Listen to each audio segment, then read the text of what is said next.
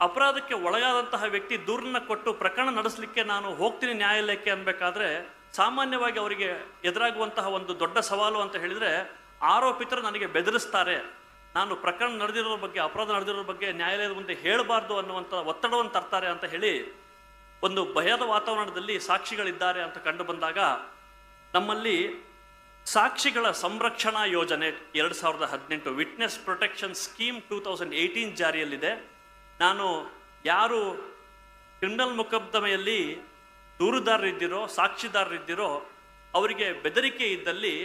ಈ witness protection scheme ಸಾಕ್ಷಿಗಳ ಸಂರಕ್ಷಣಾ ಯೋಜನೆ ಅಡಿಯಲ್ಲಿ ತಾವು ಜಿಲ್ಲಾ ಮಟ್ಟದಲ್ಲಿ ಸೇವೆ ಸಲ್ಲಿಸುವ ಸರ್ಕಾರಿ ಅಭಿಯೋಜಕರಿಗೆ ಅರ್ಜಿಯನ್ನು ಸಲ್ಲಿಸಿ ಅವರ ಮೂಲಕ ಪರಿಶೀಲನೆಯಾಗಿ ಆ ಜಿಲ್ಲೆಯ ಗೌರವಾನ್ವಿತ ಜಿಲ್ಲಾ ನ್ಯಾಯಾಧೀಶರ ಒಂದು ಆದೇಶದಂತೆ ಪೊಲೀಸರಿಂದ ಸೂಕ್ತ ರಕ್ಷೆಯನ್ನು ಪಡೆದುಕೊಂಡು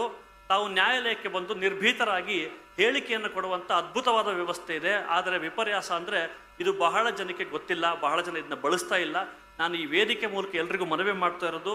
ಕಾನೂನು ಮತ್ತು ನ್ಯಾಯಾಂಗಕ್ಕೆ ಸಂಬಂಧಪಟ್ಟ ಸಾಮಾಜಿಕ ವ್ಯವಸ್ಥೆಯನ್ನು ಇದನ್ನ ತಾವು ದಯಮಾಡಿ ಅಳವಡಿಸ್ಕೊಳ್ಬೇಕು, ಸದುಪಯೋಗ ಮಾಡ್ಕೊಳ್ಬೇಕು ಅಂತ ನಾನು ಕೋಳ್ತಾ ಇದ್ದೀನಿ. ಇನ್ನೊಂದು